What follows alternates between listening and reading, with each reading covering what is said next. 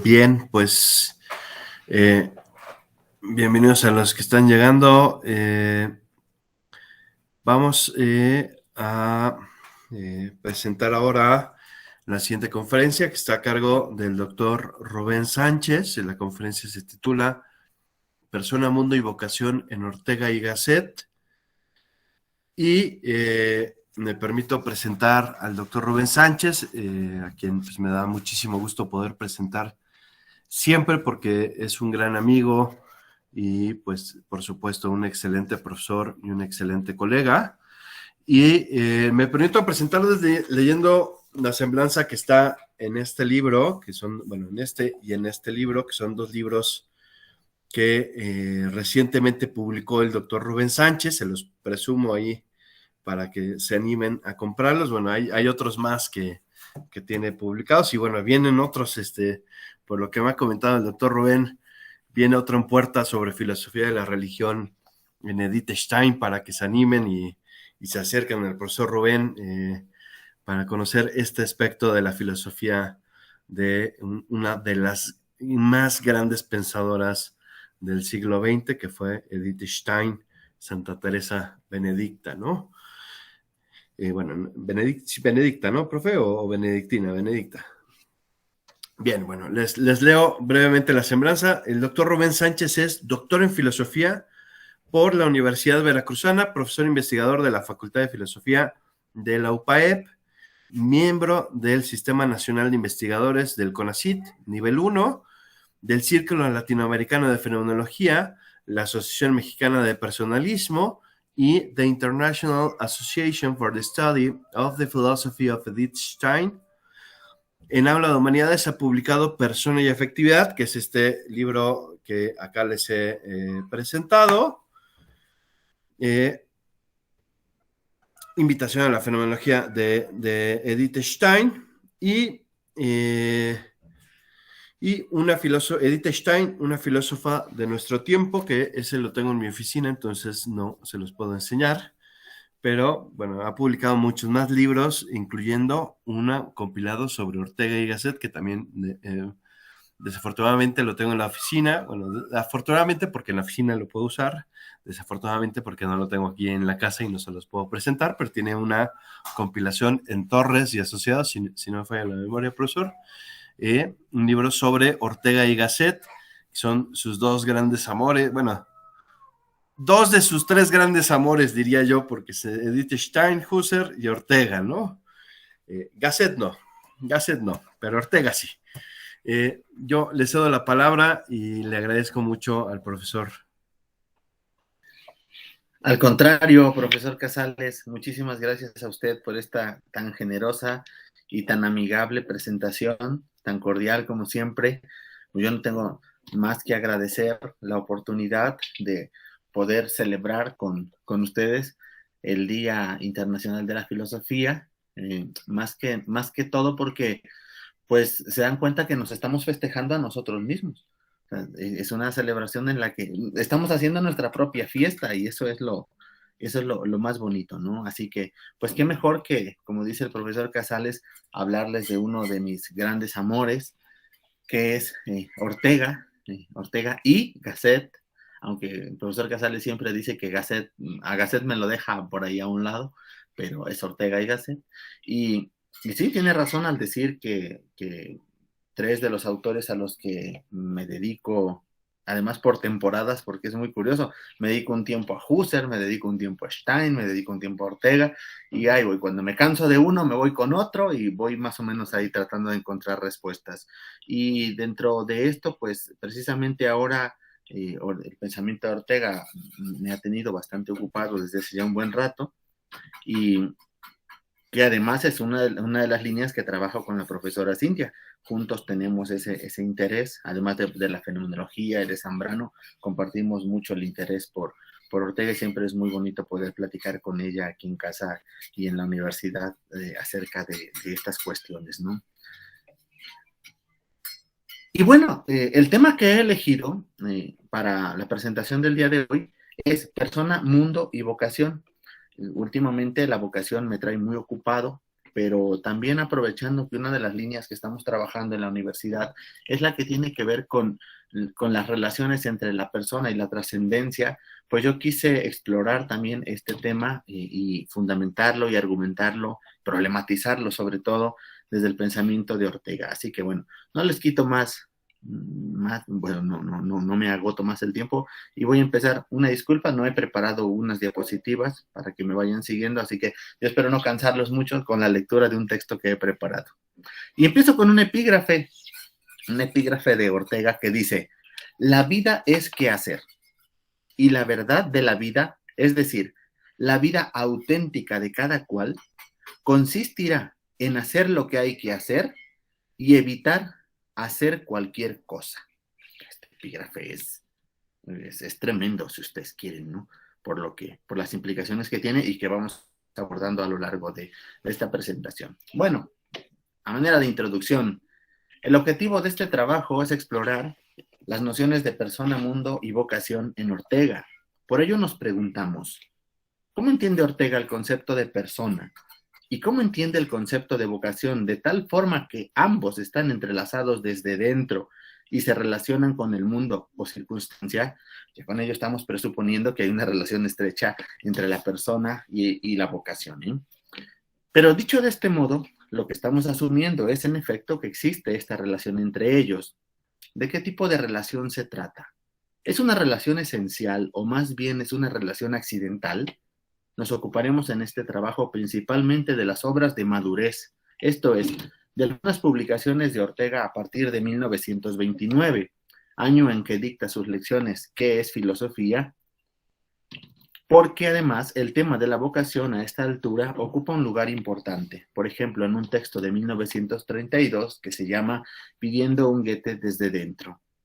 Pero es claro que el tema de la vocación es una de las preocupaciones constantes en los escritos del filósofo español, y me atrevería a decir de manera muy general que el tema de la vocación es uno de esos grandes temas de la filosofía a los que tarde o temprano cada uno de nosotros tenemos que atender de manera además personalísima, porque toca al fondo de nuestra persona. Lo que vamos a ver entonces es que la persona tiene una estrecha relación con el futuro, en tanto que se trata de un proyecto vital, de un ser que está arrojado hacia el porvenir. Este proyecto vital coincide con la vida auténtica, con el ser verdadero de la persona, que es su vocación, su llamada interior, pero se tiene que realizar en una circunstancia que puede favorecerle o no. El ser de la persona se estaría enfrentando así con lo incierto e inseguro que es el futuro, y al ser de este modo, el azar vendría a figurar como un elemento irracional del mundo que puede presentar una gran dificultad para la persona, para que la persona llegue a ser el que tiene que ser. He dividido la presentación en varios apartados. He leído la introducción. El primer apartado habla sobre realidad radical y vida personal. Como saben ustedes, uno de los conceptos fundamentales de la filosofía de Ortega es el de la vida como realidad radical, de la que se desprende su propuesta filosófica de la razón vital. En su curso de 1929, ¿Qué es filosofía?, sostiene el filósofo de la Escuela de Madrid, en discusión con el realismo y el idealismo, que la realidad no es el mundo externo ni el solo pensamiento. Como sabemos, Ortega interpreta la historia de la filosofía a partir de esta dialéctica entre realismo e idealismo, y su proyecto intenta superar esta discusión. La realidad radical, en el sentido de que tenemos evidencia y absoluta certeza de ella, es la vida. Se refiere a ella con los términos de hecho radical y realidad primordial.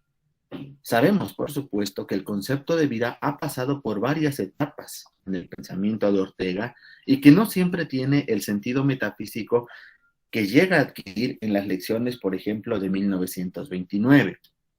Se ha discutido sobre el sentido biológico de la vida y de las implicaciones de ello, pero se ha dicho también que el concepto de vida va madurando con el paso de los años y que a la altura de 1929 llega a tener un sentido metafísico que no tenía ejemplo, en las Meditaciones del Quijote de 1914 y que empezaba a perfilarse apenas en el tema de nuestro tiempo a la altura de 1923.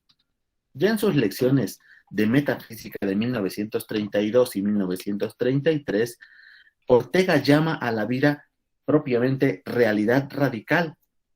En efecto, uno de los especialistas en Ortega, se llama Pedro Cerezo, se refiere a la vida, dice él mismo, que sin poder evitar la calificación de vida humana como el elemento omnicomprensivo en que se dan el yo y la circunstancia, algo así como su paisaje y su límite.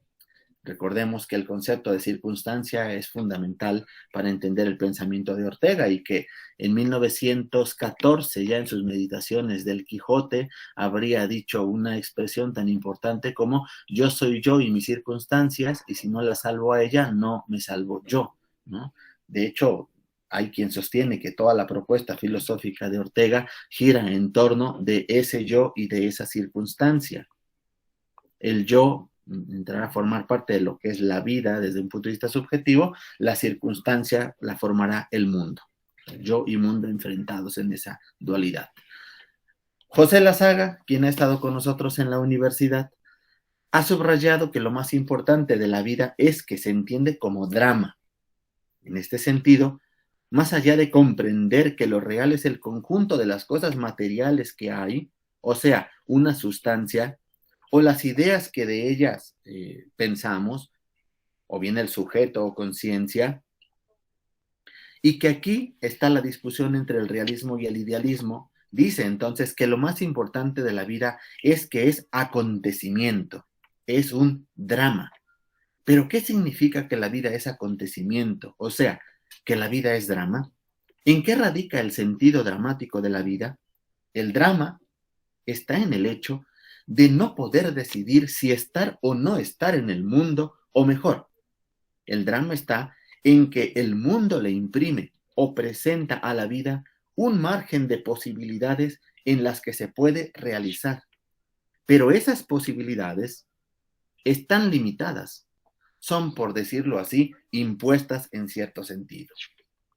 En las meditaciones de nuestro tiempo, es un texto de 1918, podemos leer lo siguiente, y cito a Ortega: vivir no es entrar por gusto en un sitio previamente elegido a sabor, como se elige el teatro después de cenar, sino que es encontrarse de pronto y sin saber cómo, caído, sumergido, proyectado en un mundo incanjeable, en este de ahora.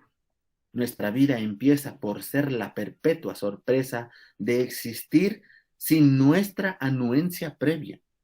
Náufragos en un orbe impremeditado. No nos hemos dado a nosotros la vida, sino que nos la encontramos justamente al encontrarnos a nosotros. Hasta ahí la cita.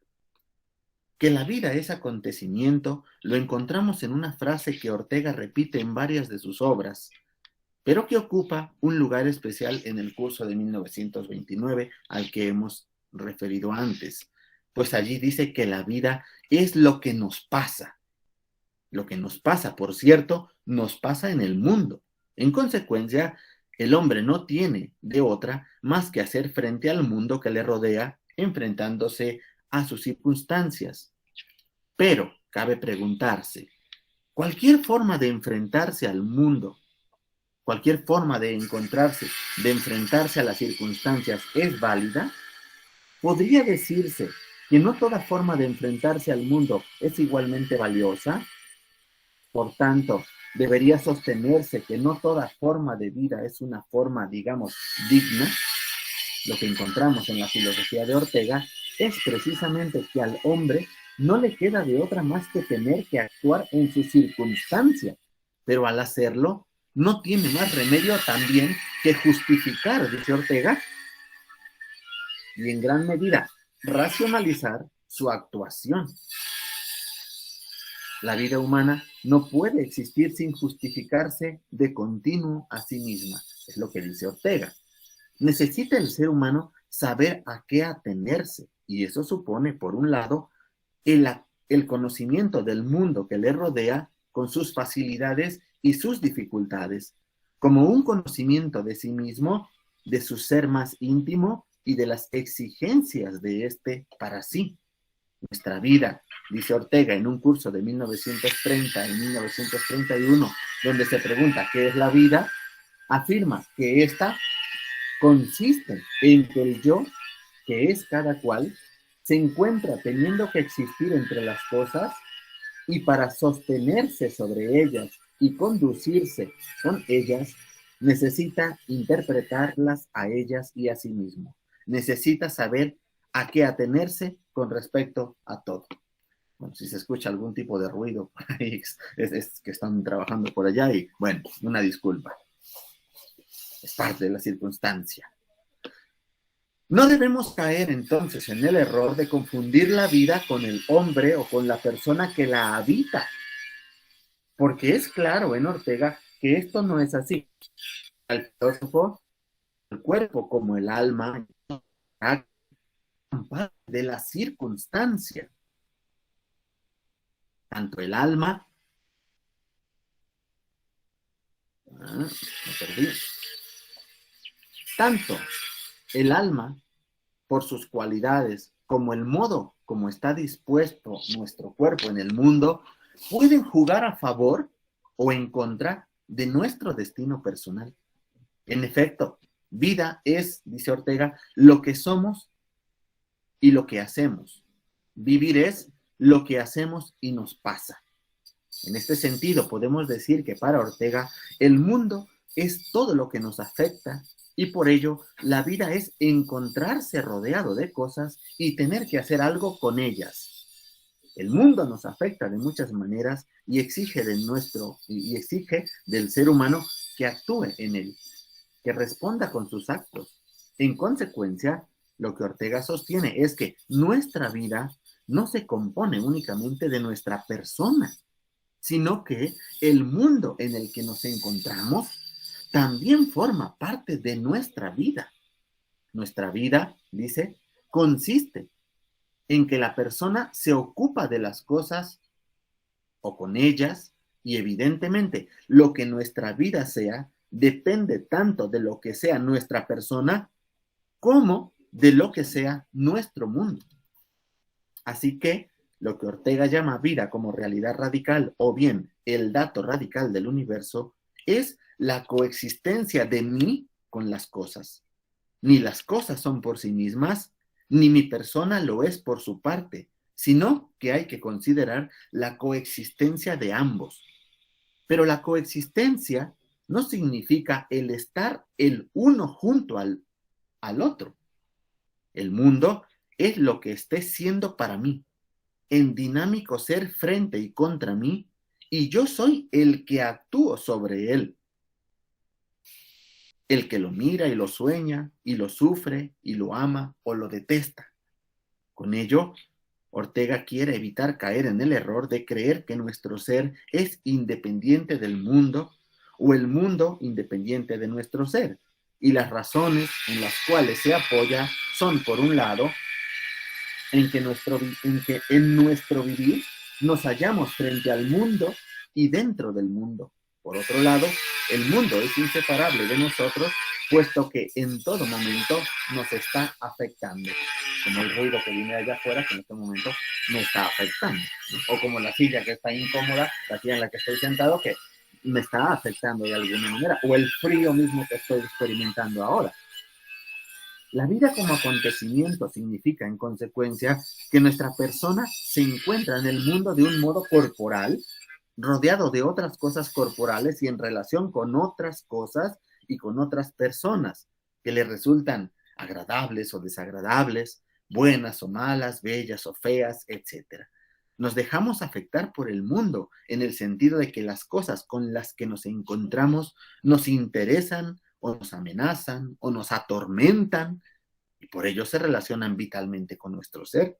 No se trata del mundo sin más, sino del mundo en el que se despliega nuestra persona, nuestro ser más íntimo, como lo llama Ortega. La vida entonces se compone de dos ingredientes, mi persona o mi yo y el mundo o circunstancia. En efecto, ni yo soy las cosas, ni las cosas son yo. Pero ni yo soy sin ellas, sin mundo, ni ellas son o las hay sin mí, para quien su ser y el haberlas pueda tener sentido. Esto es a lo que Ortega le llama antirrealismo. En su curso de 1939-40, El hombre y la gente, dice Ortega, nuestra vida es puro acontecimiento. A cada cual le acontece vivir, encontrarse con esto o con lo otro, y tener que hacer algo frente a todo eso para existir. Más precisamente, para que exista la persona determinada, el individualísimo yo que él es, que le acontece ser. El problema del hombre en este sentido es tener que hacer algo con su vida, entrar a escena en un drama que ya está corriendo. La vida es para el hombre un problema que tiene que resolver. ¿Cómo lo soluciona? Si es que es posible solucionarlo, no hay de otra más que actuando, decidiendo qué hacer en cada momento, teniendo que elegir y a partir de allí poniéndose en movimiento, o sea, actuando. Pero esta vida no sería en sentido estricto nuestra si no fuésemos conscientes de ella y además de que es una vida de un modo o de otro, que la vida es como es para nosotros mismos. Entonces, como la vida es personal y en ella cada acontecimiento se vive en primera persona, puede decirse también que se vive íntimamente en absoluta soledad. Nadie puede vivir por mí, ni decidir ni actuar por mí. Soy yo en cada caso quien tiene la tarea de vivir esta vida. La vida humana personal es radical soledad, afirma el filósofo.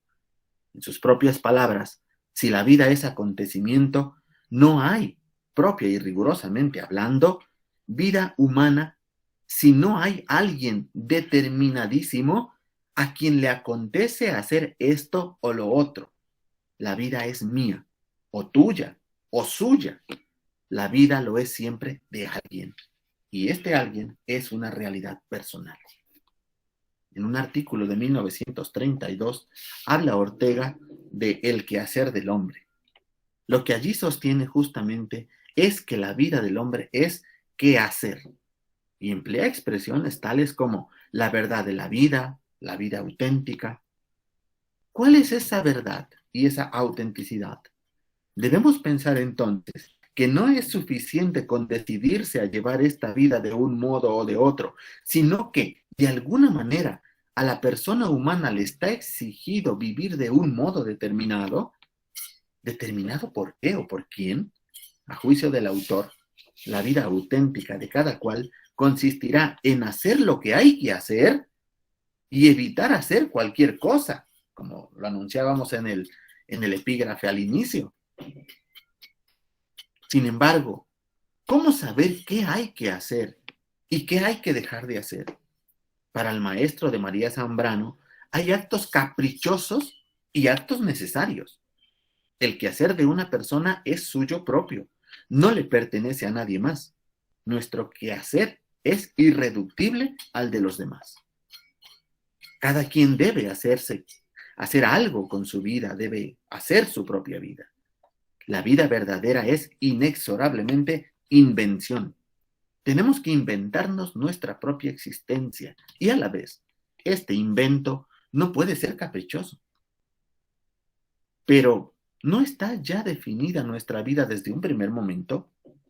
Parece que no. Y ese es el problema, y a nuestro juicio también la grandeza de la vida, que no nos la dan hecha. Somos arrojados a la vida sin que nadie nos diga cómo debemos vivirla. Y por ello, precisamente, el hombre tiene que inventar su existencia. Lo más importante de ello es que al inventar su vida y su existencia, se inventa a sí mismo, se inventa como persona. La vida me es dada o arrojada, dice Ortega, o mejor, mi yo se encuentra arrojado en ella, como en un medio o elemento en que ha de hacer por ser. Ha de hacer por ser. Quizás lo de menos sería saber qué queremos ser o qué debemos hacer. La dificultad es que ese ser no se configura de espaldas a la realidad. Todavía más, si lo hace, pone en riesgo su existencia y su proyecto y corre el peligro de vivir una vida inauténtica o falsa, porque la vida es eso, un proyecto, y en consecuencia estar arrojado hacia el futuro. Vivimos, ya vimos que la vida se compone de dos elementos que son el yo personal y el mundo o circunstancia. Pues bien, la persona vive mundo y el mundo lo describe Ortega en la forma de un pie forzado. Dice que se vive siempre en una circunstancia única e ineludible. Ella es quien nos marca con un ideal perfil lo que hay que hacer. El problema que podemos resaltar sobre ello es precisamente que aún teniendo un programa vital o proyecto, no hay nada que le asegure a la persona que lo va a alcanzar. Por ello, lo de menos sería saber cuál es ese programa vital, el que coincide con la vocación personal, como vamos a ver en el siguiente apartado, porque se puede claridad sobre el proyecto y por falta de voluntad y de esfuerzo no llevarla a cabo, podría ser que las circunstancias no se presten a favor y que la persona tenga que renunciar a su personaje ideal y conformarse con tener que hacer, con tener que ser aquel que las circunstancias le hacen posible.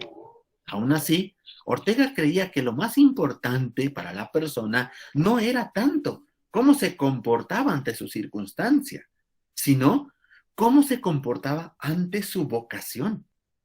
Si era capaz de poner todo su empeño en realizarla, o si en todo caso terminaba siendo un desertor de ella, dice. Por esta razón, para Ortega, la ética es una guía para llevar una vida buena y, consecuentemente, para la felicidad. ¿En qué consiste la vida buena? Según Ortega, en vivir conforme al llamado de la vocación. No se trata entonces solo de mi persona, sino de las circunstancias en las que me encuentro y del carácter con el que se enfrenta al mundo en torno y a la vocación. El yo se convierte en una tarea para sí mismo, se comprende como tarea vital que tiene que cumplir. Yo soy, dice Ortega, una tarea o programa vital. La vida es para el hombre su destino. Somos nuestro destino.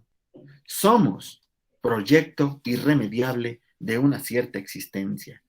En cada instante de la vida notamos si su realidad coincide o no con nuestro proyecto y todo lo que hacemos lo hacemos para darle cumplimiento. Pero, ¿en qué consiste esta tarea? ¿Es una tarea que la persona se inventa de manera arbitraria o responde a un llamado o a un modo de ser especial que lo mueve? Como vamos a ver, esta tarea o programa vital está en directa relación con el sentido de la persona y con la vocación. Vamos bien de tiempo. Vamos al segundo apartado, persona y vocación. La persona, como podemos ver, ocupa en el pensamiento de Ortega un lugar importante. Estamos de acuerdo con José Luis Caballero Bono, con que en la filosofía de Ortega se encuentran significativos puntos de engarce con la filosofía personalista, que es la filosofía que nosotros trabajamos. Ellos le dan, en ella se manifiesta la naturaleza humana como naturaleza personal, como él mismo apunta. En este artículo que vengo comentando, destaca 3 categorías de la vida personal que aparecen en el filósofo de la Escuela de Madrid. 1, la soledad, de la que ya hablamos. 2, la compañía. 3, la vocación. A nosotros nos interesa explorar las relaciones íntimas entre la persona y la vocación. Y vamos a dejar de lado, de momento, la soledad y la compañía. En efecto, Ortega define a la persona en varios lugares de sus obras. En un artículo de 1937 que lleva por título En cuanto al pacifismo, identifica a la persona con la intimidad y la pura verdad. Se infiere que se trata de la pura verdad de nuestro ser, dice que un pueblo es como una persona, aunque de otro modo y por otras razones, una intimidad. Por tanto, un sistema de secretos que no puede ser descubierto sin más desde fuera. La persona entonces es antropología. Cierto punto,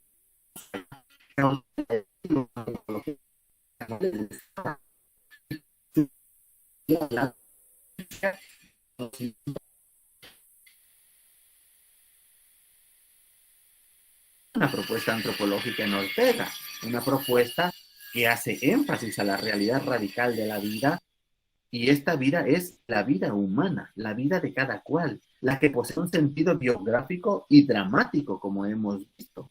Sin embargo, la saga llega a hablar de una antropología defectible en Ortega. ¿Qué quiere decir con ello? ¿Que falta una antropología filosófica en el autor de En torno a Galileo?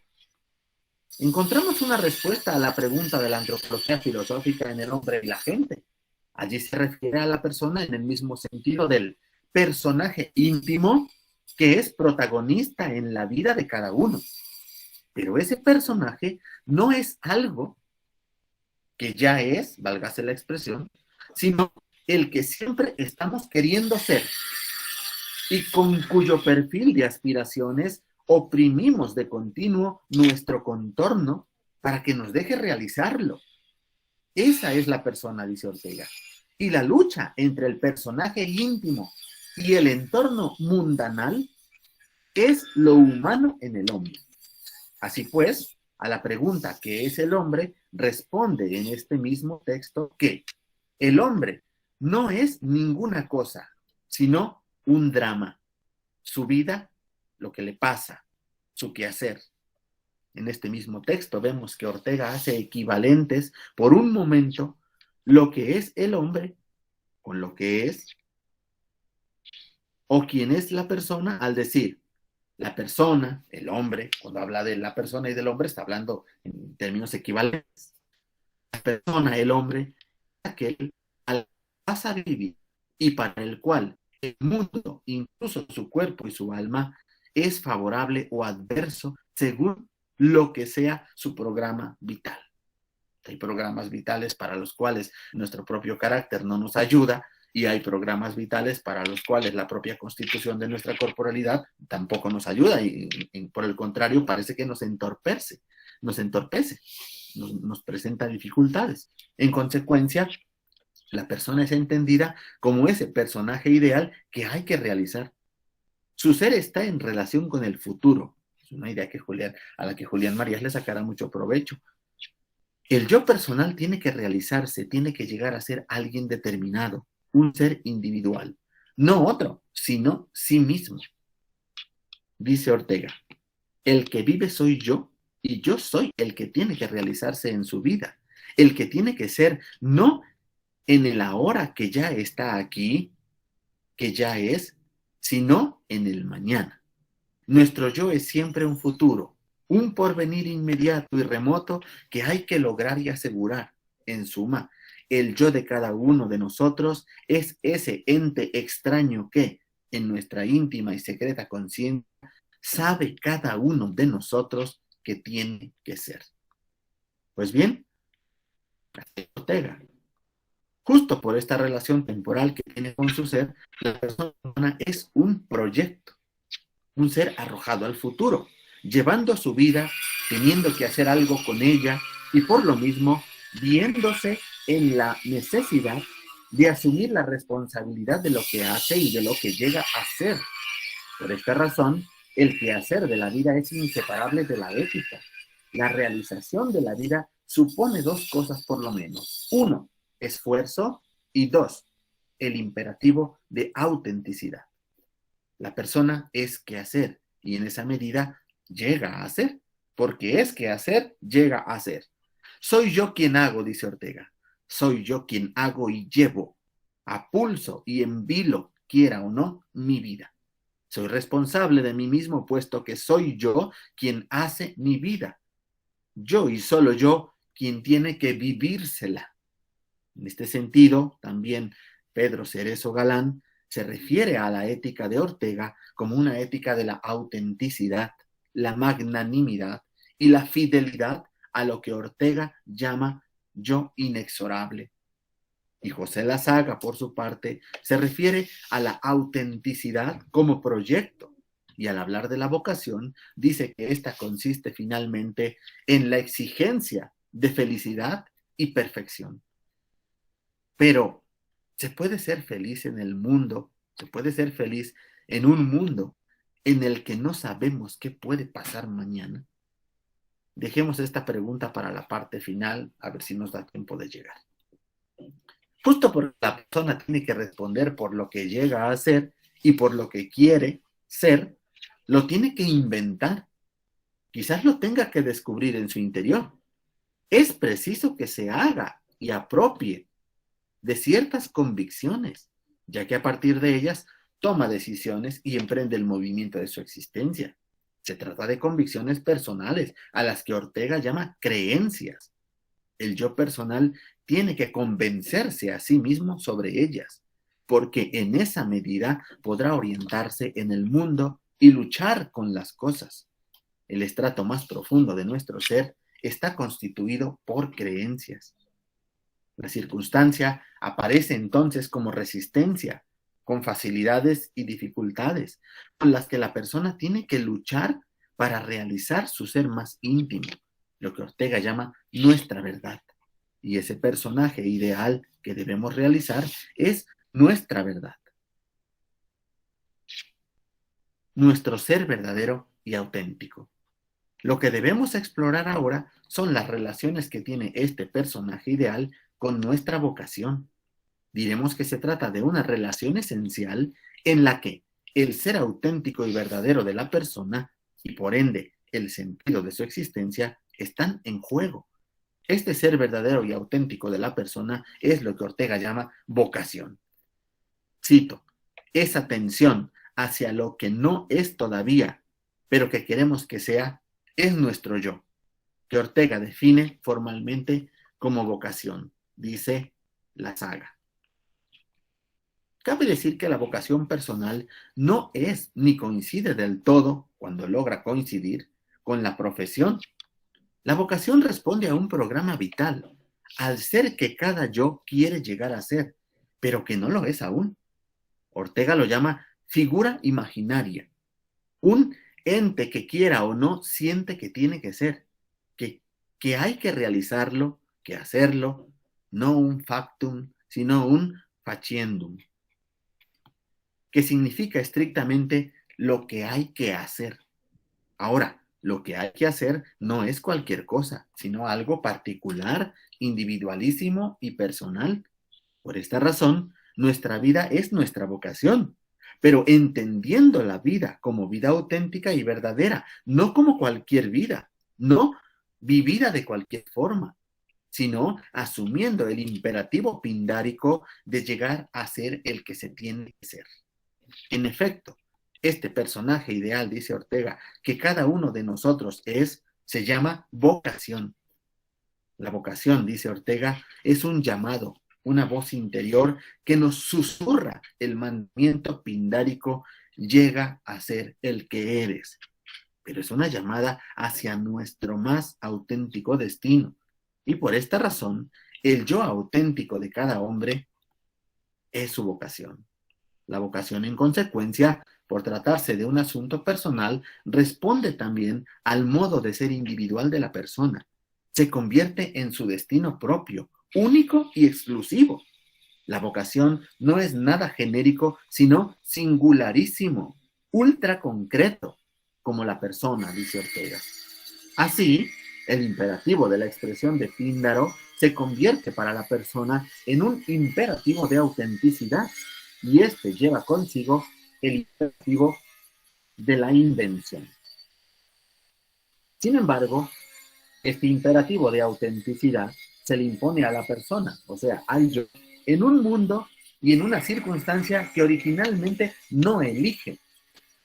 La persona tiene que llegar a ser sí misma en un paisaje puede resultarle favorable o enemigo. De ahí el carácter dramático de la vida. Así, el hombre se encuentra en un mundo en el que tiene que realizar su ser, una circunstancia propia que no es igual a la de nadie más. Por tanto, esa circunstancia concreta exige un actuar concreto, donde la persona asume cierto comportamiento y renuncia a otros posibles comportamientos. El actuar es esencial para la persona, a pesar de que la realidad no le garantiza ni puede realizar su personaje ideal. Cito a Ortega: el modo de vivir no es nunca la auténtica vida para quien es capaz de una vida auténtica, para quien posee una vocación. La vocación es últimamente personalísima, es un cierto vivir singular, distinto del de los demás. Es un modo de vivir íntimo y por ello inconfesable. De aquí que necesite involucrarse y ocultarse de un modo de vivir externo y patente. Por tanto, la persona puede entenderse de dos modos. Uno, como personaje ideal, como telos, como entelequia, y es donde coincide con la vocación. Y, en segundo lugar, la persona puede entenderse como realidad concreta o el ser que la persona real termina siendo en el mundo dado. Aquí ya hay una duplicidad de personas, ¿ya vieron? Hay dos en una, la ideal y la real. Si bien Ortega enfatiza en el peligro que se corre de que estos dos no coincidan, ya que las circunstancias podrían no favorecerle, ya sea que el yo renuncie a su personaje ideal y se conforme con una idea falsa de sí mismo, sospecho que a la larga estos dos sentidos de la persona no terminan coincidiendo nunca del todo. Si este ser ideal es un ser futurizo que motiva al ser personal concreto, cuando el segundo da cumplimiento del todo al primero, es decir, cuando la persona real y concreta en este mundo, en una circunstancia determinada, termina de dar cumplimiento al personaje ideal que debe ser, parece que nunca. No parece posible que el personaje real y el personaje ideal terminen de encajar el uno en el otro de un modo adecuado. Lo que se puede dar en todo caso es que el yo real se aproxime lo más posible a su telos, o sea, a su entelequia. Porque vivir, dice Ortega, es precisamente la inexorable forzosidad de determinarse, de encajar en su destino exclusivo, de aceptarlo, es decir, resolverse a hacerlo. Tenemos, queramos o no, que realizar nuestro personaje, nuestra vocación, nuestro programa vital, nuestra entelequia. Podemos preguntarnos ahora si el cumplimiento o por lo menos el saberse en camino de ese cumplimiento de la vocación influye en los estados de ánimo, en las emociones, en los sentimientos. Se dan cuenta, este es un tema de mucha actualidad, que se está trabajando desde distintas disciplinas actualmente. Y la respuesta es que sí, todo ello influye en nuestros sentimientos, en la esfera afectiva y en el modo como nos relacionamos y nos sentimos en el mundo. La persona se encuentra en el mundo dispuesta afectivamente de un modo o de otro, en un estado de ánimo u otro. La felicidad, por cierto, juicio de Ortega, no es un estado, sino una actividad que coincide con hacer que la vida de cada cual encaje dentro de su destino exclusivo.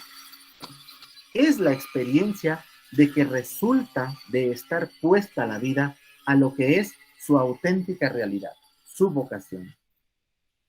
Es el saberse ocupado con las cosas que responden al llamado de la persona y que responden por su ser más íntimo. Si la vocación reside en la exigencia de felicidad y perfección, esta no se puede cumplir sin hacer lo que se tiene que hacer, es decir, sin hacer aquello que produce verdadera ilusión y entusiasmo y evitar el hacer cualquier cosa.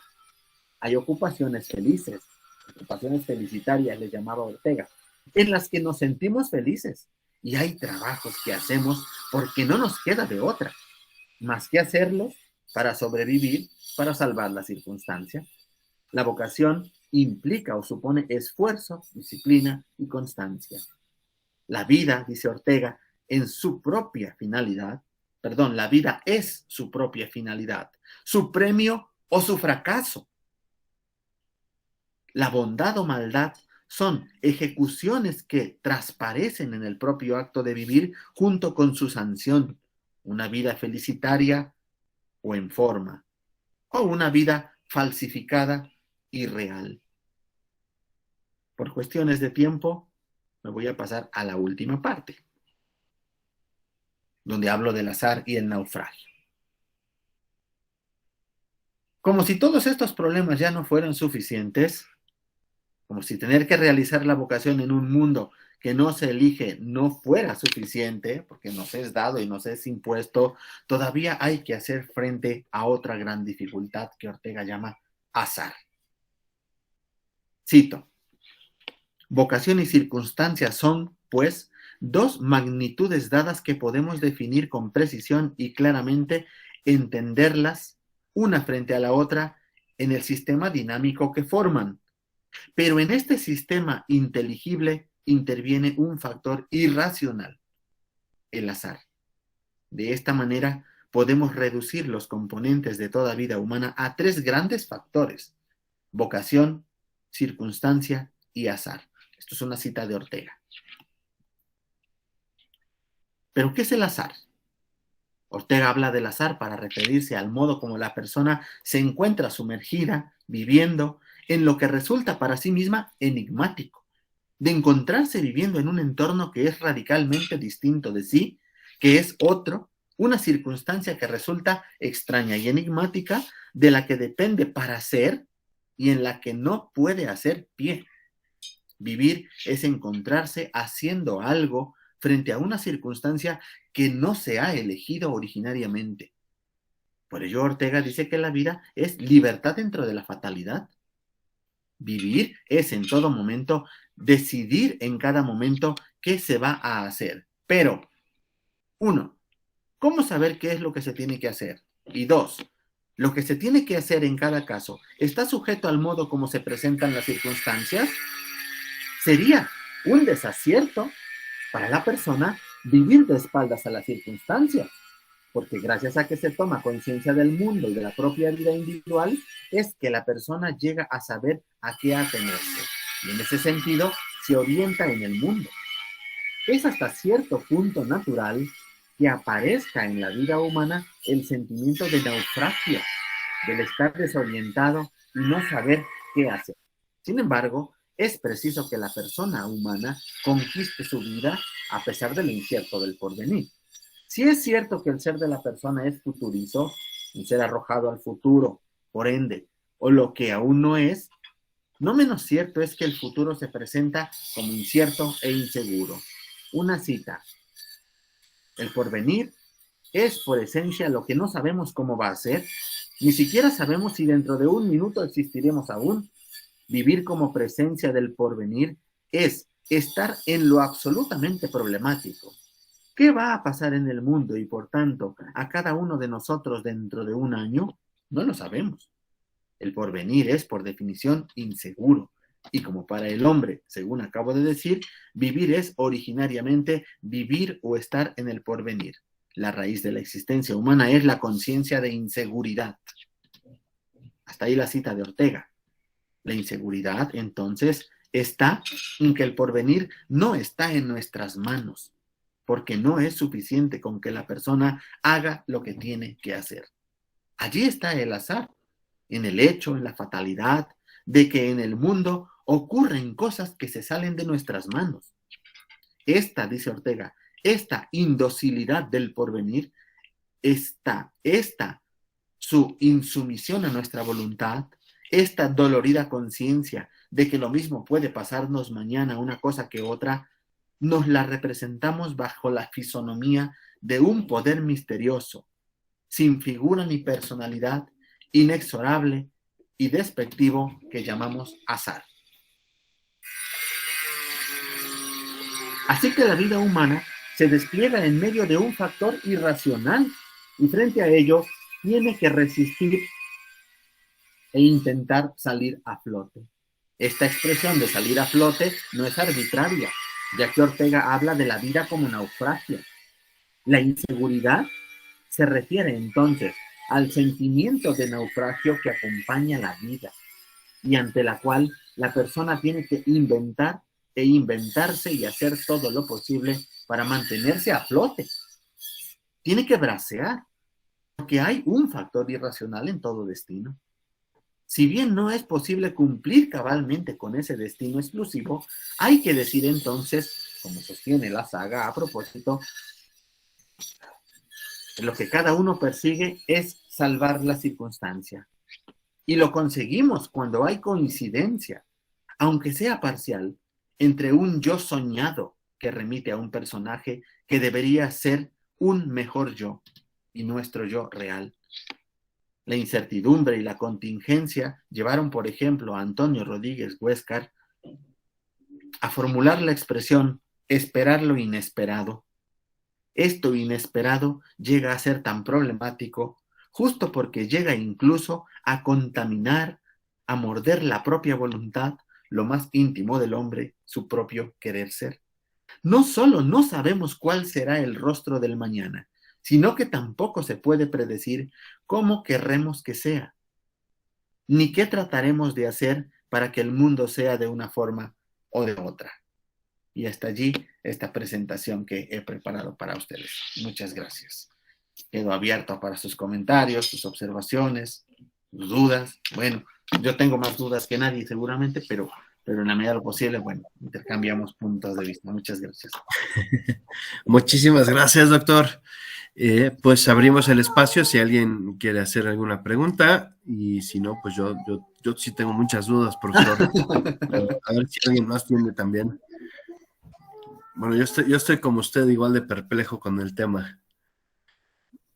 Dice la doctora Cintia Gras, profesor, una pregunta. ¿De qué modo contribuirá, de ser el caso, la hermenéutica narrativa de Paul Ricoeur a la vocación en Ortega en materia de identidad práctica?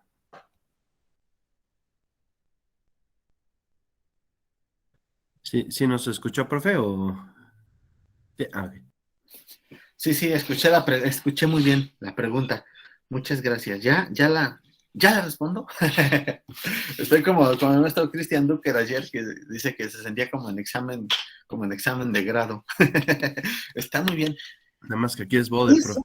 Hay algo muy interesante y que se está explorando y que los especialistas en Ortega están trabajando precisamente en este momento, y es la coincidencia que se da entre esta, que podemos llamar identidad narrativa de la que habla Paul Ricoeur. Estoy pensando en sí mismo como otro, en algunos otros textos de Paul Ricoeur, donde distingue distintos tipos de identidades, ¿no? Pero una de ellas, importantísima, dice, es la identidad narrativa, la identidad que construimos a partir de las historias que contamos, de la identidad a partir de la cual el sujeto se reconoce como el actor de ciertos acontecimientos, como el que ha hecho, el que ha realizado, el que ha dicho, el sujeto que es capaz de asumir historias y apropiárselas. Eso que expone de manera maravillosa Paul Ricoeur y que es una de las dimensiones importantísimas de su hermenéutica narrativa, pues es algo que también podemos encontrar en Ortega, precisamente recurriendo a la categoría de la biografía, porque al final de cuentas la identidad narrativa en Ortega la podemos encontrar en el hecho de que cada uno de nosotros tiene una biografía, hay una historia. La vida es historia, ¿no? De hecho, hay una obra que tiene Ortega que se llama Historia como Sistema, y ahí podemos ver la relación que tiene la vida con la propia biografía, o sea, con el modo como se va escribiendo y se va narrando la propia vida, y cómo ese modo de escribir y narrar la vida se relaciona también con nuestras ideas, con nuestros ideales, con nuestro sistema de creencias, y siempre, por cierto, haciendo frente a una situación y a una circunstancia determinada a la que el sujeto tiene que hacer frente. Pero sí, es de mucho, mucho valor la hermenéutica narrativa de Paul Ricoeur para acercarse a la comprensión de la biografía, del carácter biográfico de la propia vida humana, porque al final cada uno de nosotros podríamos decir desde la perspectiva de Riquer y desde la perspectiva de Ortega, cada uno de nosotros somos una historia, somos una posible historia que contar. Yo diría que a lo mejor hay más de una historia, ¿no? Pero historias que se entrelazan y que al final pueden llegar a darle unidad de significación a un relato. La pregunta es muy interesante. Ahora, yo particularmente pienso que es verdad que la hermenéutica narrativa de Paul Ricoeur da elementos para acercarse a la comprensión de la obra de Ortega, pero yo sería un poquito más radical y decir, no tendríamos ni siquiera que echarle un vistazo a Paul Ricoeur, creo que los elementos están ya contenidos en la propia obra de Ortega, ¿no? Para una mayor profundización de este tema, pues yo recomiendo leer Pidiendo un Goethe desde dentro, que es un texto de 1932, donde Ortega hace un énfasis muy, muy puntual sobre la dimensión biográfica de la vida. Precisamente, ahora, todo esto está en relación precisamente de que la idea que tiene Ortega de la vida es que vivir es lo que nos pasa, vivir es lo que hacemos y vivir es lo que nos pasa. Pero habría que añadir, vivir es lo que hacemos, vivir es lo que nos pasa y vivir es lo que decimos que hacemos y lo que decimos que nos pasa, asumiéndonos como los sujetos actores de eso que hacemos y eso que nos pasa, ¿no? Como el sujeto como el sujeto que hace y el sujeto al cual le pasan las cosas que le pasan. Muchísimas gracias, profesora, por la pregunta tan interesante. Gracias, profesor. Hay una mano alzada del doctor Martín. Muchas gracias, profesor. Doctor Rubén, muchísimas gracias. Yo tenía una duda que creo que estaba de alguna manera ya presente antes, pero ahora escuchándolo me parece más clara. Es una duda igual de carácter aclaratorio. ¿Sabe usted, profesor, si hay textos o si hay algún nexo entre este tipo de reflexiones como las que usted nos está presentando y este tipo de literatura o esta tradición que usted nos está presentando y la literatura sobre las personas transgénero o el movimiento transhumanista? Lo pregunto porque estos movimientos de transición, ya sea de género o de humanidad, usualmente muestran que hay algún tipo de tensión entre lo que somos ahora y lo que podemos ser o lo que podríamos ser o lo que estamos llamados a ser en el futuro. Entonces, bueno, esa es la pregunta. Muchas gracias. Qué pregunta tan interesante, profesor Martín. Muchas gracias por la observación, por la inquietud. Yo personalmente no he visto hasta ahora algún estudio en el que se aplique esta literatura de la hermenéutica narrativa, por ejemplo, de la constitución de la identidad narrativa a los temas relacionados con el transgénero, no sé, desde el punto de vista de la sexualidad y otro tipo de identidad.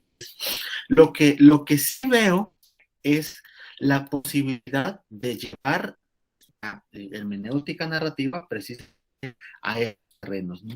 Precisamente porque lo que está de fondo es que vivir es lo que nos y que cada quien va es que es problemático, que iba yo a decir, cada quien va eligiendo cómo actuar en un mundo que le es dado. Ortega estaría totalmente de acuerdo con esto, ¿no? Y los orteguianos ya estarían objetando muchas cosas. O sea, no es verdad que uno va eligiendo completamente lo que le va pasando, sino que precisamente porque a uno le van pasando las cosas, yo creo que primero le pasan a uno cosas y en función de lo que le van pasando, va teniendo que elegir qué hacer y qué decidir, porque muchas veces uno quiere que le pasen cosas que no le pasan nunca, ¿no? Al contrario, quiere que le pasen a uno ciertas cosas y pasan otras, que es lo que Ortega termina adscribiéndole al tema del azar. pero de que es posible aplicar el tema de la biografía, de la narratividad de la vida, para tratar de comprender el modo como las personas van constituyendo su propia identidad, a mí me parece un asunto de mucho valor. De hecho, no tengo aquí a la mano un libro que estoy leyendo, donde se habla precisamente de lo importante que es para la identidad, en este caso de la identidad narrativa, el contar historias, ¿no? El contar historias donde uno es el sujeto que actúa, ¿no? Y pienso, por ejemplo, en los paralelismos que se ha hecho desde el punto de vista de la literatura con la vida entendida, ya sea como novela, como drama, como tragedia. Miguel de Unamuno, por ejemplo, pensaba que la vida era, si había que ponerle un género literario, decía, es tragedia. ¿Por qué? Pues porque al final el personaje principal se tiene que morir. Y el personaje principal es uno, ¿no? Entonces, pero sí, profesor, interesante, me lo quedo de tarea para pensar en la posibilidad para ver si están trabajando en estos temas. Muchas gracias, profesor. A usted. ¿Alguien más tiene alguna? Doctora Livia, por favor. Muchísimas gracias. No sé si me escuchan bien. Además de felicitar a profesor Rubén por tan interesante conferencia, profesor, siempre que hablamos en el tema de la vocación, me surge la inquietud, digamos, ¿no? Porque está el tema de la vocación religiosa que tiene como rasgos distintivos o particulares. ¿Será que nos podrías, por favor, ilustrar, ahondar un poco más en el paragón de la vocación religiosa? Digamos, yo sé que ya hemos tenido como varios puntos interesantes a lo largo de la reflexión, pero quizás hablar de ese sentido propio, de la vocación religiosa, de otros tipos de consideraciones sobre la vocación, más en la línea tal cual de la narrativa, de la descubierta, del telos, etcétera. Entonces, no sé, tengo muchas preguntas, pero quizás conforme nos vayas hablando, yo logro tener como más luces sobre ese tema tan apasionante.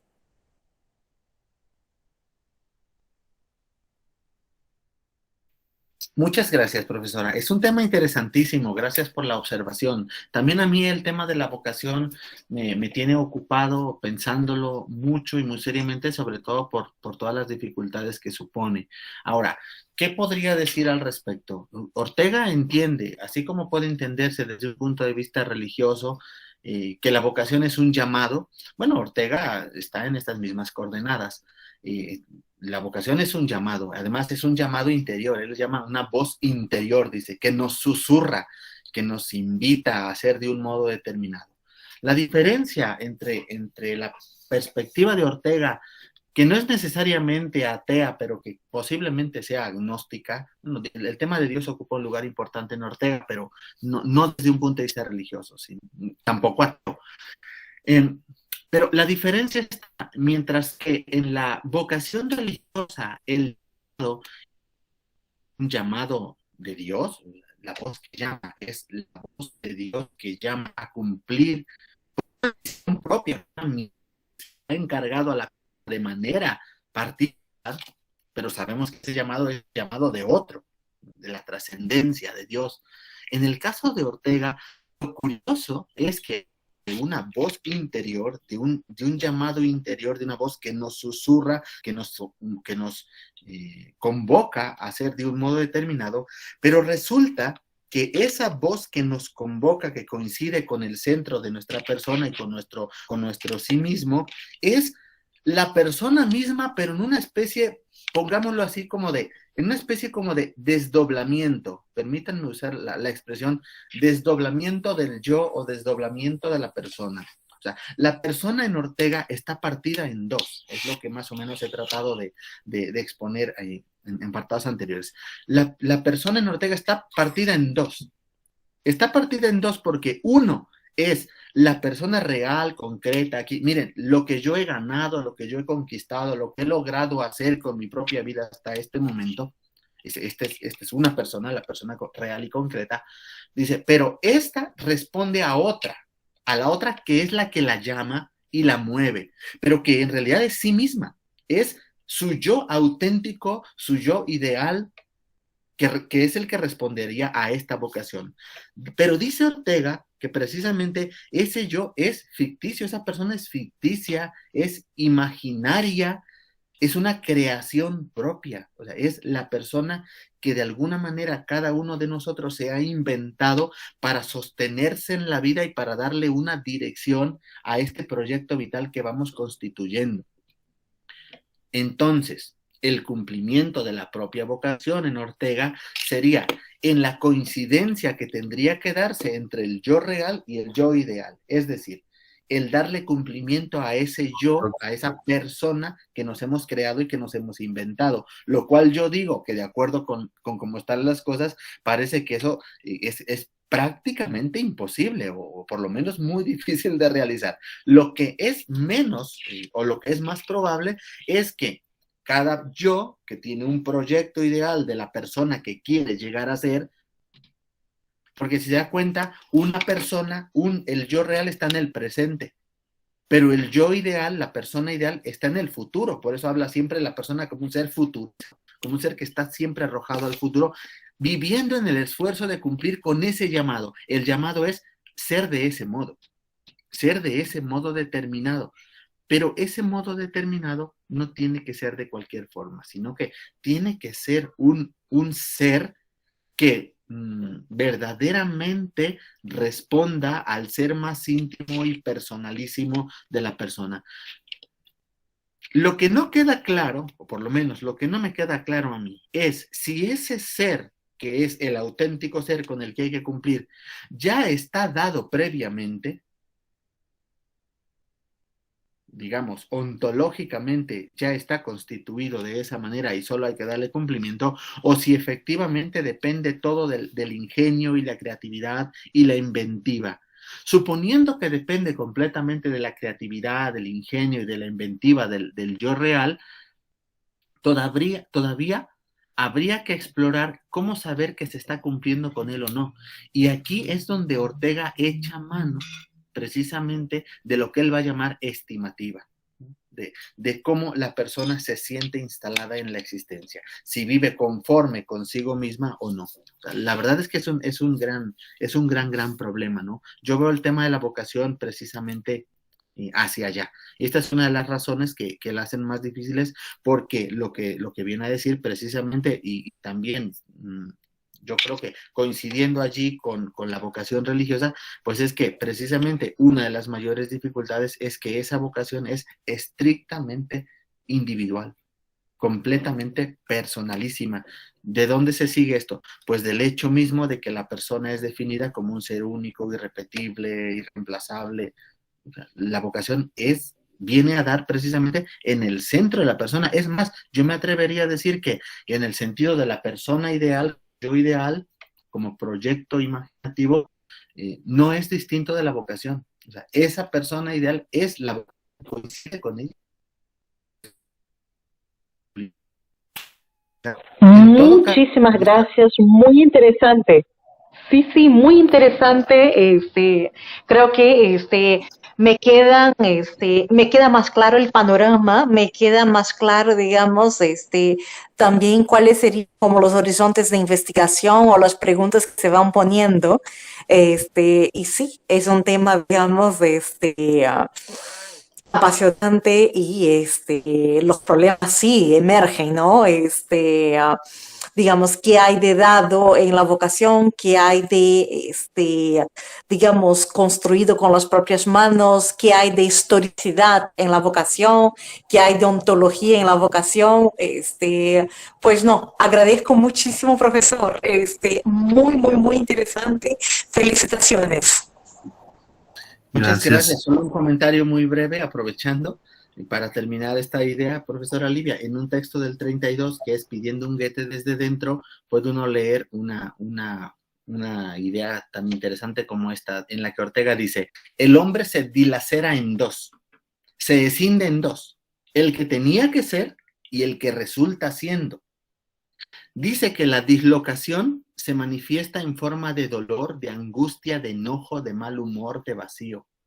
Y dice que la coincidencia entre ambos produce el prodigioso fenómeno de la felicidad.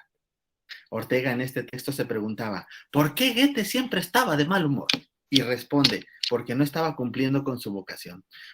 Y a partir de ahí habla de esta dislocación y de esta escisión del yo en dos, ¿no? El yo real, o sea, el que resulta siendo, y el yo ideal, que es el que tenía que ser.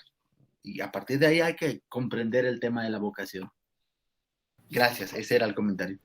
Gracias, profesor. Antes de darle la palabra al profesor Martín de nuevo, justo yo quería hacer un comentario en relación con esto, porque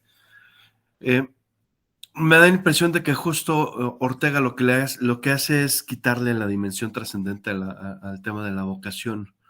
O sea, es trascendente, claro que hay una forma de trascendencia ahí, este yo ideal es un yo que no, que es proyecto y en ese sentido me trasciendo a mi yo presente, por decirlo así, claro, pero quita esa dimensión trascendente que justo es fundamental en la concepción cristiana del término vocación. O sea, que justo cuando decimos que es un llamado, ese llamado es de algo que me supera por completo. Y eso que me supera por completo no puede ser un yo posible.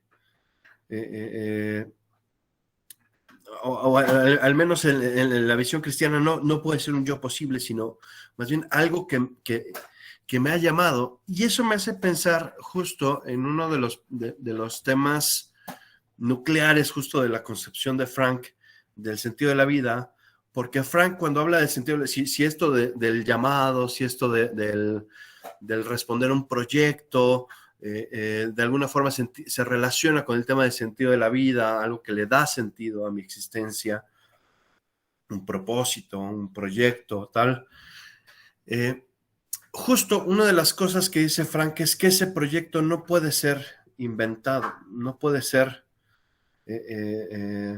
porque si no tendríamos un problema, tendríamos que decir que entonces la vida de una persona, sea quien sea, en la etapa que sea, que no nos estamos metiendo con otros problemas, porque podría ser una persona de 50 años que nunca se ha puesto a reflexionar sobre su propia existencia o que sus reflexiones han sido muy vanas, tal, y no ha llegado a reflexionar sobre el sentido de su vida.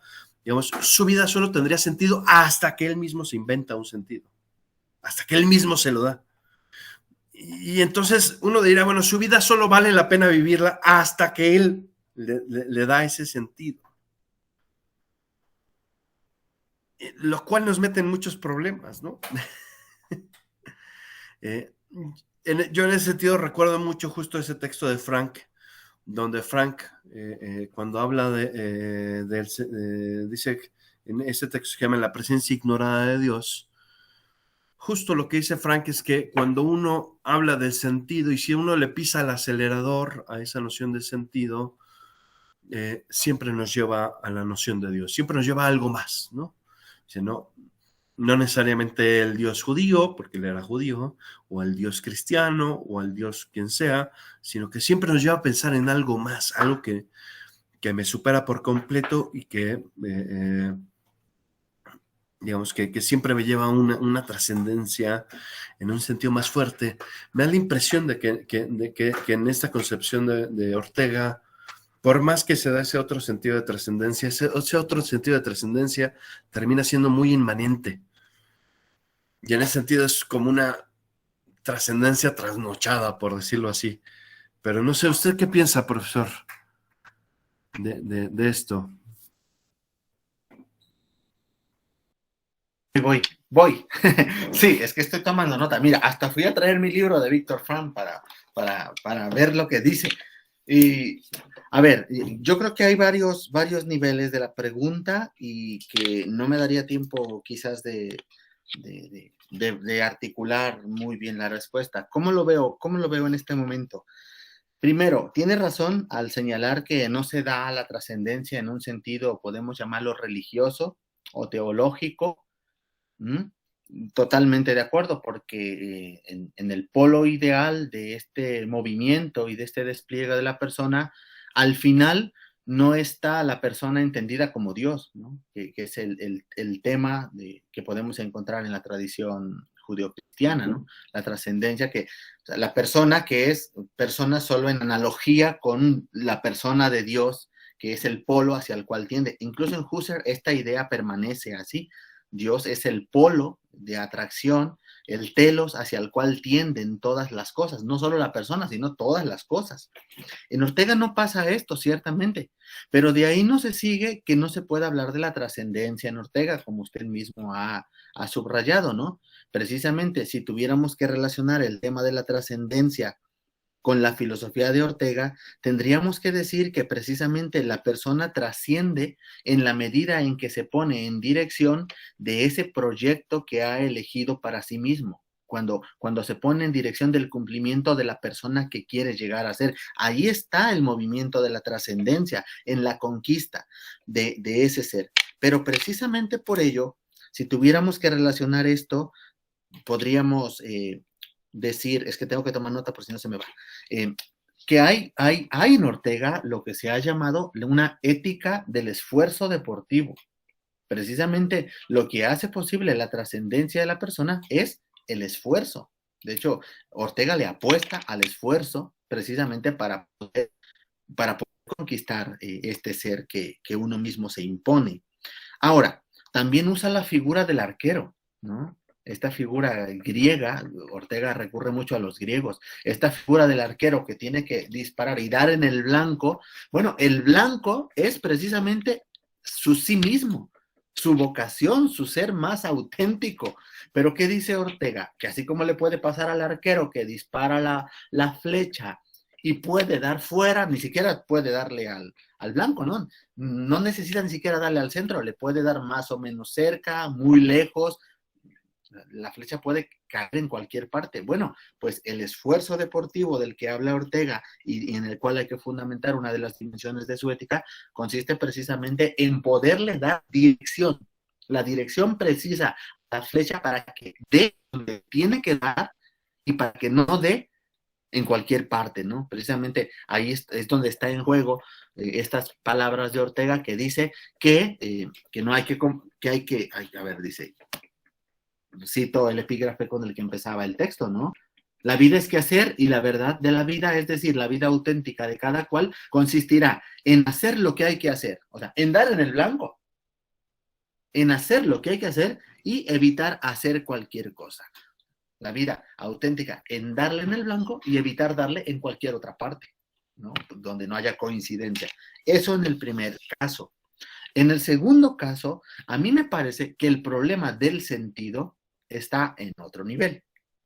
No quito la importancia, me parece que se está jugando completamente aquí el modo como hay que asumir lo que nos pasa, lo que nos ocurre, lo que vamos haciendo, pero me parece que respecto de esto, una cosa es lo que tenemos que hacer con las cosas que nos pasan y hacerles frente, pero me parece que todo esto ciertamente tiene que estar apoyado en el modo como interpretamos lo que nos pasa, y por esa razón, me parece que es justa la observación que hacía incluso la profesora Cintia hace rato con su pregunta, en la que todo esto hay que apoyarla en una hermenéutica, o sea, en una teoría de la interpretación que precisamente nos haga decir una cosa como la siguiente: no es el pasar por pasar, las cosas no son en sí mismas lo que son, sino que las cosas tienen el sentido que nosotros le atribuimos y por tanto nos afectan porque nosotros dejamos que nos afectan. Ahora, el tema del sentido es tan importante en la actualidad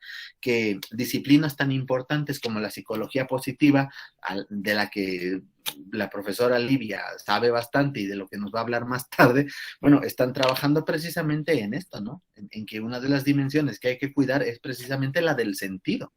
Cómo interpretamos lo que nos pasa, qué sentido le damos a las cosas que están a nuestro alrededor. Pero me parece que el tema del sentido, en este caso, bueno, está rebasando por lo pronto lo que yo he expuesto en en la ponencia. Y ahora, traía yo mi libro de Víctor Frank, que es uno de mis libros de cabecera, por cierto, recordando lo que dice en esta edición de Herder en la página 101. Dice, vida no, y aquí se parece muchísimo a lo que viene diciendo también Ortega, ¿eh? Dice, vida no significa algo vago o indeterminado, sino algo real y concreto, dice, que conforma el destino de cada hombre, un destino distinto y único en cada caso singular. Ningún hombre ni ningún destino pueden compararse a otro hombre u otro destino. Tampoco se repite ninguna situación y cada una reclama una respuesta distinta. Una situación en ocasiones puede exigirle al hombre que construya su propio destino realizando determinado tipo de acciones. En otras le reportará un mayor beneficio dejarse inundar por las circunstancias, contemplarlas y meditarlas y entresacar los valores pertinentes. Bueno, me acuerdo de esa cita ahí, la quise traer a colación, profesor. Bueno, dejo ahí el panorama para seguir discutiendo sobre esto. Todavía tenemos tiempo para la pregunta del profesor Martín. Profesor. Muchísimas gracias. Profesor Rubén, ahora que le sigo escuchando y estoy tratando de hacer eco de todas estas reflexiones, me quedo, digamos, con una glosa o una conclusión provisional y tengo dos preguntas más, profesor, que me encantaría escuchar lo que piensa. La primera conclusión provisional, digo conclusión provisional porque usted me corregirá. Me da la impresión de que este tipo de aproximaciones, digamos, de impronta orteguiana, no serían incompatibles con las identidades transgénero y la filosofía transhumanista, en principio. Quizá tal vez haya otras cosas, pero esa es la impresión que me deja. Esa es la conclusión provisional, usted me corregirá. Y ya después, dos preguntas, profesor. La primera me surgió ahora que usted habla de esta voz que nos convoca, ¿no? Y que usted pone esta idea de que hay un desdoblamiento del yo.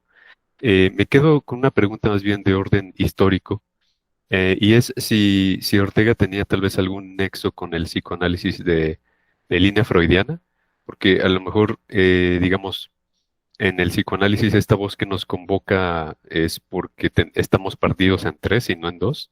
Entonces me quedé pensando si hay alguna relación entre el psicoanálisis freudiano y estas aproximaciones de Ortega.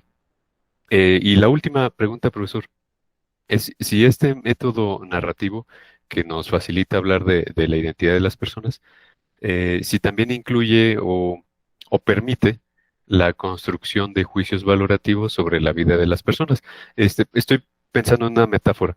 Quizá no es una metáfora muy buena, pero no sé si yo pienso en un caso de narrativa, no sé, y pienso en este personaje de Yago que aparece en Otelo, y yo puedo, digamos, tener cierta narrativa de esta persona y yo puedo juzgar a esta persona como que tiene unos comportamientos indeseables. Si en este tipo de narrativas que podemos hacer de nosotros, eh, si nosotros también podemos elaborar o construir juicios valorativos, no solamente, digamos, algo descriptivo. Espero que hayan quedado claras mis dudas, profesor. Muchas gracias. Gracias a usted, profesor Martín. La verdad es que me obliga a pensar en un panorama más amplio y sin duda, pues es un estímulo. Decía un profesor hace poco que al final estas participaciones son interesantes porque terminamos robándonos las ideas de otros y aquí hay varias ideas que te voy a tener que robar para incorporarlas ahora a mis propias investigaciones y ya de entrada, pues ya eso es mucho, mucho que agradecer. Sobre el punto número 1, ¿qué tenemos que decir? Bueno, la conclusión es correcta, me parece. Son compatibles, no son incompatibles, ¿no? La propuesta narrativa de Ortega, biográfica, con las perspectivas de transgénero, movimientos feministas y demás, y en general, pues. Y la razón en la que habría que fundar esto es precisamente en que Ortega se opone a la idea de sustancializar al hombre y darle una especie como de realidad inalterable, ¿no? En un texto que ya he citado antes, que se llama Historia como Sistema, dice que no tiene naturaleza, ¿no? O sea, está muy, muy, muy pegado a a la vez, hay mucho de existencialismo, y por cierto, hay mucho de psicoanálisis en la obra, mucho de psicología en la obra de Ortega. Ortega era un gran psicólogo, entre otras muchas cosas, ¿no? Pero dice que el hombre no tiene naturaleza y esa historia solo puede comprenderla desde una dimensión narrativa, sobre el modo que tiene de contar su propia vida, sobre el modo de con esas historias. Porque hay historias con las que se identifica y hay historias con las que no se identifica. Hay historias que dicen mucho de sí mismo, hay historias que no dicen nada. De hecho, cuando queremos darnos a conocer a las personas, un modo de darnos a conocer es contar historias, ¿no? Pues el contar historias es importantísimo, entre otras cosas, para poder formar la amistad, para poder crear vínculos afectivos entre las personas, ¿no? Entonces, ya con esto he dicho que sí, por supuesto, hay mucho de psicología, hay mucho de existencialismo, hay mucho de psicoanálisis en las obras de Ortega. De manera muy puntual, yo tendría que ir a revisar dónde es que aborda estas investigaciones sobre el psicoanálisis, ¿no? Para poder tener una respuesta más completa, pero sí, sí lo hay. Y sobre del método narrativo y la posibilidad de hablar de hermenéutica valorativa en que intervenga de valor respecto, por ejemplo, de la vida de las personas y de lo que van haciendo, me parece que a fondo y muy seriamente, pero esta provisional sí de aplicar juicios valorativos con lo que se refiere a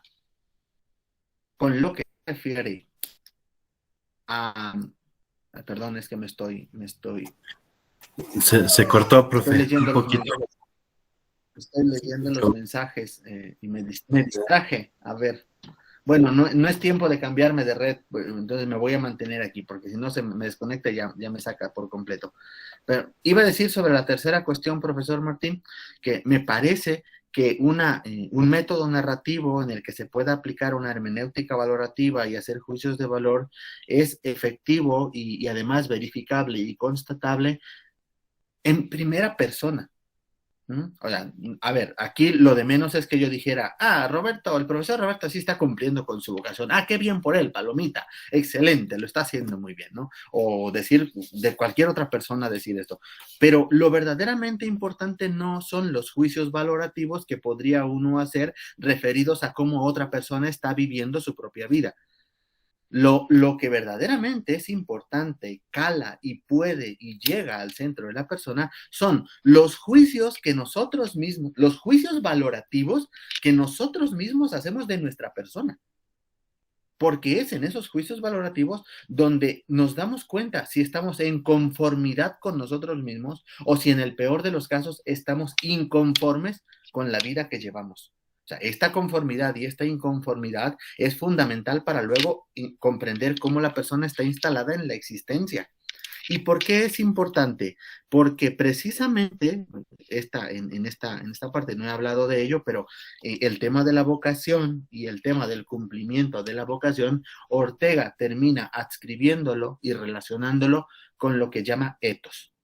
O sea, al final, el etos de la persona está precisamente en la dimensión ética, el carácter de la persona está precisamente en poder estar en conformidad con lo que ha hecho con su vida, en estar en conformidad con lo que va decidiendo, con lo que va pensando, con lo que va actuando.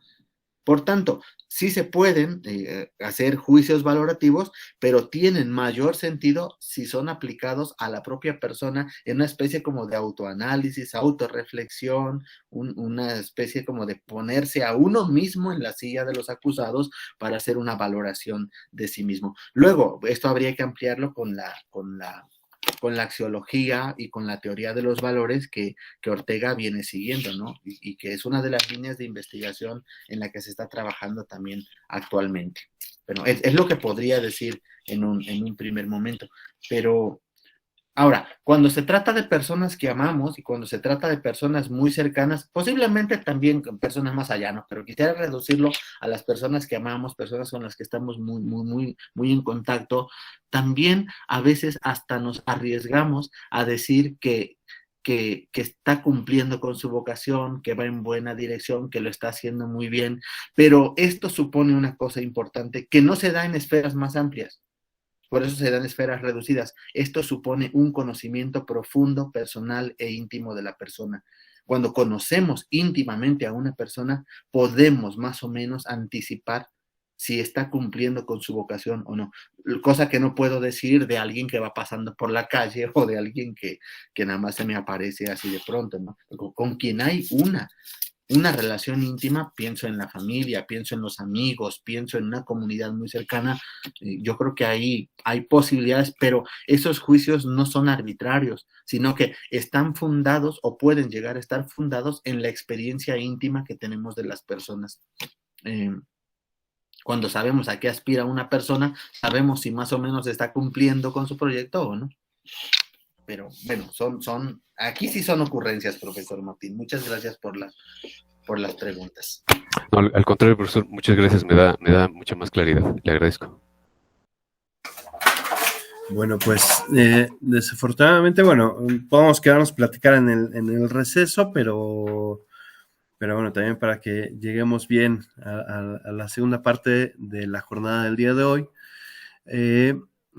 pues agradecerle al doctor Rubén con esta constancia que se emite desde la facultad, bueno, desde la misma universidad, y pues agradecerle porque siempre estamos aprendiendo. Y a todos los demás, pues invitarlos a la segunda parte. Tenemos un receso de 11:30 a 12. Y en la siguiente parte vienen dos conferencias, una a cargo de la doctora Livia, que se llama ¿Puedo hablar sobre la resiliencia? Y después una de un servidor que se llama Pasividad y Uniformidad de las Academias Mexicanas de Filosofía.